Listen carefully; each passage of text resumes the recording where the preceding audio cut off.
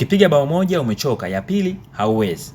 Unataka kupiga bao 4, 5, ngoja nikupe siri. Kwa kawaida tunaamini kusisimuka au uwezo wa kupata erection ambayo imeimarika kunahitaji sana temperature.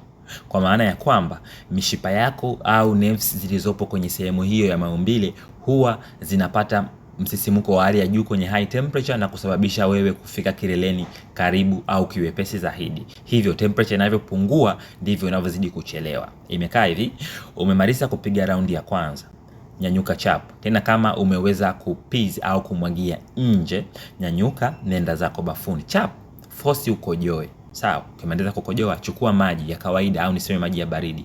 Mwagia, osha uume wako. Okay, uoshe taratibu, mwagia walau mara 5 mara 6. Hakikisha umpige baridi kabisa mpaka mwisho. Ukitoka hapo, rudi kwa mwenza wako, kaa naye, mkombatie. Dakika 5 haziishi. Chuma kinanyanyuka tena, unakiwasha raundi ya pili. Rudia cycle hii, najizoesha kufanya hivi.